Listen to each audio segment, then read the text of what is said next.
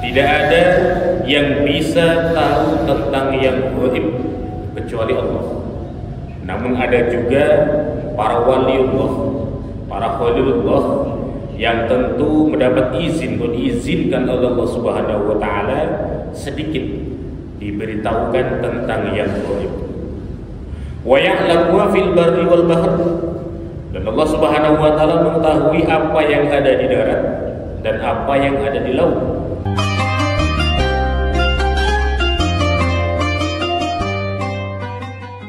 Bismillahirrahmanirrahim. Assalamualaikum warahmatullahi wabarakatuh. Waalaikumsalam warahmatullahi wabarakatuh. Alhamdulillahirabbil alamin wal 'aqibatu lil muttaqin wa la udwana illa 'alal zalimin.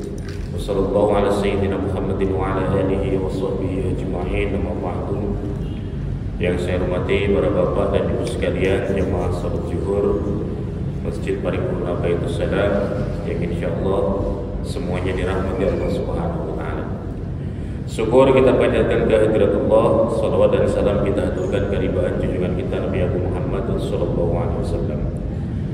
Para hadirin sekalian dirahmati Allah, kita lanjutkan kajian kita masih bab ilmu Allah, sifat Allah, sifat ilmu bagi Allah. Allah Subhanahu wa taala berfirman dalam Al-Qur'an surat Al-An'am ayat 59 yang menegaskan tentang sifat ilmu bagi Allah. Wa indahu mafatihul ghaibi la ya'lamuha illa hu wa ya'lamu ma fil barri wal bahr wa ma tasqutu min warqatin illa ya'lamuha wa la habatin fid dhulumatil ard wa la rabbin wa la yabisin illa fi kitabin mubin. Ayat ini menjelaskan tentang ilmu yang dimiliki Allah Subhanahu wa taala. Wa indahu mafatihul ghaib, dan pada sisinya kunci-kunci yang gaib. La ya'lamuha, tidak ada yang bisa mengetahuinya illa hu, kecuali dia Allah Subhanahu wa taala. Tidak ada yang bisa tahu tentang yang gaib kecuali Allah. Namun ada juga para waliullah, para khalilullah yang tentu mendapat izin atau diizinkan oleh Allah Subhanahu wa taala sedikit diberitahukan tentang yang gaib. Wa ya'lamu ma fil barri wal bahr. Dan Allah Subhanahu wa taala mengetahui apa yang ada di darat dan apa yang ada di laut. Wa ma tasqutu min warqatin illa ya'lamuha. Dan tidaklah sehelai daun yang jatuh illa ya'lamuha, melainkan Allah mengetahuinya. Wala habatin fi dhulumatil ard, dan tidak ada sebutir biji dalam kegelapan bumi. Wala rabbin, dan tidak ada biji yang basah. Wala yabisin, dan tidak ada biji yang kering. Illa fi kitabim mubin, melainkan ada dalam catatan kitab yang nyata, yaitu Lauhil Mahfuz. Ilmu Allah Subhanahu wa taala meliputi segala perkara yang gaib, tidak ada yang tahu selain Allah Subhanahu wa taala. Berdasarkan ayat ini, itu sebabnya dilarang kita percaya kepada tukang ramal, dukun dan sejenisnya. Bahkan ada sebuah hadis yang mengatakan, barang siapa menanyakan tentang nasib kita kepada seseorang, kepada tukang ramal, menanyakan begini dan begitu, lalu peramal tersebut menjawab pertanyaan kita dan dia jelaskan dia begini dan begitu, kemudian kita meyakininya, dikatakan lam tuqbal lahu salatun arba'ina yawman, maka bagi orang yang bertanya kepada peramal, dukun dan sejenisnya tentang nasibnya dan ia mempercayainya, salatnya tidak akan diterima selama 40 hari 40 malam. Naudzubillah, tsumma naudzubillah min dzalik. Tidak ada yang tahu gaib. Memang dulu sebelum Nabi Muhammad SAW, sebelum beliau diangkat menjadi rasul, syaitan-syaitan ini bisa dia menembus langit, agak bebas saat itu. Jadi mudah bagi mereka untuk mencuri kabar atau mencuri berita dari langit. Tapi ketika Nabi Muhammad diangkat menjadi rasul, semua ditutup. Jadi setan yang hendak masuk untuk mencuri dengar berita langit akan dihantam oleh para malaikat yang siap dengan panah-panah api. Tidak Tidak ada. Jadi kalau ada yang bisa disampaikannya kepada peramal dan pada dukun dan sejenisnya dari setan, ia adalah sebuah karangan belaka, karangan cerita belaka disampaikan kepada peramal, lalu peramal disampaikan kepada kita dan kita mempercayainya. Na'udzubillah, tsumma na'udzubillahi min dzalik. Tidak ada yang tahu perkara gaib kecuali Allah Subhanahu wa taala.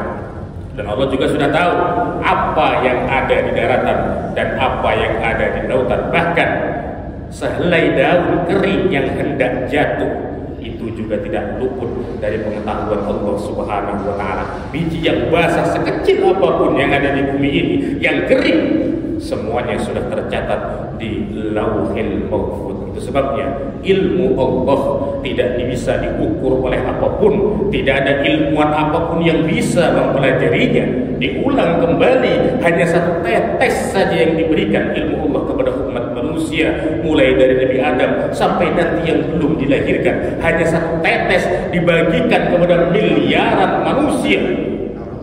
Dan dengan satu tetes tersebut banyak orang sudah menciptakan besi yang bisa terbang di udara, banyak orang bisa menciptakan telepon, bisa berbicara jarak jauh dan lain sebagainya. Satu tetes ilmu yang Allah berikan. Bagaimana kalau Allah memberikan 2 atau 3 tetes luar biasa? Kita tidak bisa membayangkannya. Selain surat Al-An'am, Allah juga menegaskan dalam Quran surat Qaf ayat 16. Allah berfirman, وَلَقَدْ خَلَقْنَا الْإِنسَانَ وَنَعْلَمُ مَا تُوَسْوِسُ بِهِ نَفْسُهُ وَنَحْنُ أَقْرَبُ إِلَيْهِ مِنْ حَبْلِ الْوَرِيدِ. Bahwasanya dan sungguh kami, kata Allah, telah menciptakan manusia dan kami mengetahui apa yang ada dalam diri, dalam hati, dalam diri manusia yang dibisikkan oleh hatinya. Jadi kita tak perlu mengucapkan apa keinginan kita, apa hajat kita, hati kita berbicara kepada Allah. Allah sudah tahu, Allah sudah mendengar. Itu sebabnya dilarang keras. Kita berdoa dengan suara yang sangat keras, tidak. Justru dengan suara yang lemah lembut. Tapi kita berdoa, tangan kita adakan ke atas, itu sunnah. Tapi kalau kita melantangkan suara kita, tidak perlu, cukup lembut saja. Bahkan tidak kita ucapkan dengan lisan kita. Allah tahu apa yang kita inginkan. Terkadang para orang-orang alim, para waliullah, dia tidak begitu banyak meminta kepada Allah. Justru yang dibanyak minta itu adalah ampunan. Perbanyak dari istighfar, akui semua dosa dan kesalahan. Tidak banyak menuntut minta dinaikkan jabatan, tidak. Apakah dilarang kita berdoa seperti itu? Tidak, dianjurkan malah. Tetapi kalau para waliullah, dia hanya memikirkan bagaimana hari ini dosa apa yang ia lakukan, dosa apa yang ia kerjakan. Makanya ia beristighfar, mohon ampun kepada Allah. Akui semua dosa dan kesalahan. Karena dengan kita mengakui dosa dan kesalahan kita kepada Allah, Allah sudah tahu apa yang kita inginkan, apa yang kita mau. Kadang kita tidak mengucapkan, Allah sudah paham. Ketika dosa kita sudah diampuni, maka insya Allah tanpa kita berbicara, hajat kita akan dikabulkan oleh Allah Subhanahu wa taala. Lanjutan firman-Nya, wa nahnu aqrabu ilaihi min hablil warid. Dan kami lebih dekat, aqrabu, sangat dekat kepadanya, kepada kita semua, min hablil warid, dari dekatnya urat lehernya. Atau sebagian mengatakan urat nadinya. Allah lebih dekat kepada kita, lebih dekat dari urat leher kita. Maka dengan kita tidak perlu kita berdoa dengan meminta agar hajat kita dikabulkan, memaksa Allah apalagi. Subhanallah, cukup kita mohon ampun kepada Allah, akui dosa dan kesalahan hari ini, maka insya Allah kesulitan kita, hajat kita akan dikabulkan oleh Allah Subhanahu wa taala. Selain itu, Allah juga menegaskan dalam Quran surat At-Talaq ayat 12 yang berbunyi, Allahul ladzi khalaqa sab'a samawati wa minal ardi mithlahunna yatanazzalul amru bainahunna lita'lamu anna Allaha 'ala kulli syai'in qadir wa anna Allaha qad ahata bi kulli syai'in 'ilma. Artinya, Allah menjadikan sab'a samawat, Allah Subhanahu wa taala menciptakan 7 lapis langit, wa minal ardi mithlahunna, dan bumi juga sama. 7 lapis ke atas, 7 lapis ke bawah. Quran surat At-Talaq yang berbicara. Yatanazzalul amru bainahunna. berlaku perintah kepada keduanya, kepada mereka. Allah Subhanahu wa taala memerintahkan kepada langit kalau suruh turun hujan, turun hujan. Allah Subhanahu wa taala memerintahkan kepada bumi kalau bumi untuk bergerak, bergerak. Sedikit saja bergerak bumi, mungkin gedung-gedung akan hancur. Sedikit saja bumi bergerak, apabila diperintahkan oleh Allah Subhanahu wa taala maka akan hancur gedung-gedung yang dibangun dan dibanggakan oleh manusia. Itu sebabnya tidak ada kesombongan kecuali milik Allah Subhanahu wa taala. Supaya apa? Lita'lamu, kalian semua supaya tahu Allah Subhanahu wa taala berkuasa atas segala sesuatu. Anallaha ala kulli syai'in qadir.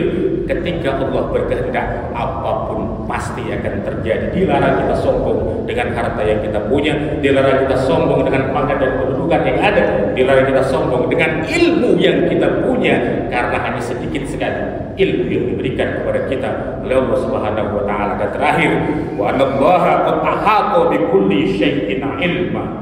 Sesungguhnya Allah Subhanahu wa taala, ilmu Allah telah meliputi segalanya. Ilmu Allah benar-benar meliputi segala sesuatu. Tidak ada ilmuwan yang berhasil kecuali atas izin Allah Subhanahu wa taala. Semakin banyak kita mohon ampun kepada Allah, beristighfar kepada Allah, apa yang akan kita banggakan. Pandai kita berbahasa Inggris, pandai kita berbahasa Arab, itu karena kita diberikan amanah ilmu oleh Allah Subhanahu wa taala, bukan karena kecerdasan kita, tapi karena izin Allah Subhanahu wa taala. Dengan begitu, maka apa yang kita punya, setinggi ilmu pun yang kita punya, tidak akan ada kesombongan dalam diri kita, insyaallah. Ketika ada dalam diri kita kesombongan, merendahkan orang lain, merasa kita lebih berilmu, ini lebih hina daripada binatang yang diciptakan oleh Allah. Naudzubillah, summa naudzubillah min dzalik. Insyaallah bab ilmu masih akan kita bahas dengan firman Allah dan hadis-hadis yang lain. Subhanakallahumma wa bihamdika, asyhadu an la ilaha illa anta, astaghfiruka wa atubu ilaik. Assalamualaikum warahmatullahi wabarakatuh. Waalaikumsalam warahmatullahi wabarakatuh.